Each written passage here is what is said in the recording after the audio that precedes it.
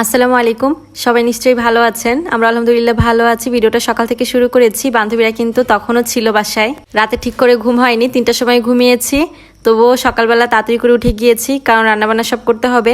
সকালে নাস্তার জন্য খিচুড়ি রান্না করেছিলাম, ডিম ভাজি করেছিলাম, আর আগের দিন ইলিশ মাছ ভাজি ছিল, তো সেটা দিয়ে সকালে সবাই নাস্তা করেছে। সকাল বিকাল দুপুর 3 বেলার খাবার দেখাতে গেলে ভিডিওটা অনেক লং হয়ে যাবে, এই কারণে সকালবেলার খাবারটি স্কিপ করে গিয়েছি।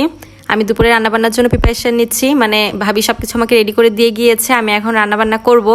তো আগে চিংড়ি মাছটা ভুনা করে নিব। সব কিছু গোছানো থাকলে কিন্তু খুব বেশি একটা সময় লাগে না রান্না শেষ করতে। আমার কাছে মনে হয় যে কাটাকাটি বাটাবাটি এগুলোই বেশি প্যারা রান্না করা থেকে।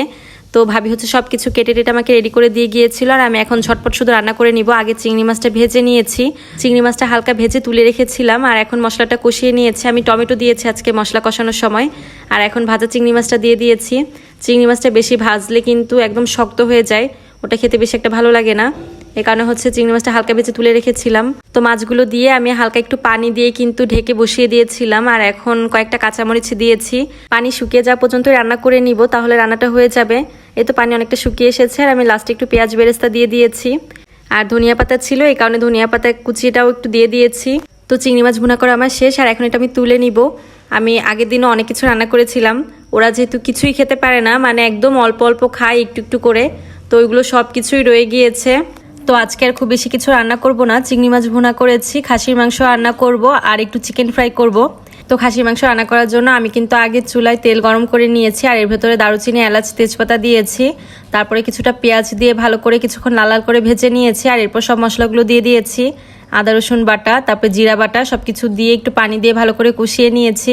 আর এরপর হলুদের গুঁড়া দিয়েছি, মরিচের গুঁড়া দিয়েছি, একটু কাশ্মীরি রেড চিলি পাউডারটাও দিয়েছি। এটা দিলে আর কি মাংসের কালারটা খুব সুন্দর আসে। এরপর মশলাটা কষানোর জন্য আমি আরও কিছুটা পানি দিয়ে দিয়েছি, আর এরপরে একটা গরম মশলার গুঁড়া দিয়েছি। এরপরে সব মশলাগুলো আবার কিছু সময় ভালো করে কষিয়ে নিয়েছে, আর এখন মাংসগুলো দিয়ে দিয়েছে। আজকে অল্প করে খাসির মাংস রান্না করব।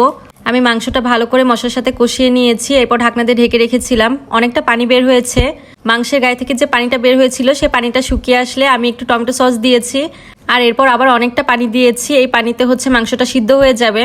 তো পানিতে আবার কিছুক্ষণ ঢেকে রান্না করে নিয়েছি, আর পানি কিন্তু শুকিয়ে যাওয়া পর্যন্ত আমি রান্না করে ফেলেছি। তো আমার রান্না কিন্তু শেষ। আমি লাস্টে কয়েকটা কাঁচামরিচ দিয়ে দিয়েছিলাম। তো আমি এখন চিকেন ফ্রাই করব। তেলটা আগে ভালো করে গরম করে নিয়েছি, আর এখন চিকেনগুলো দিয়ে দিচ্ছি। চিকেনগুলো আমি আগে থেকেই মেরিনেট করে রেখেছিলাম।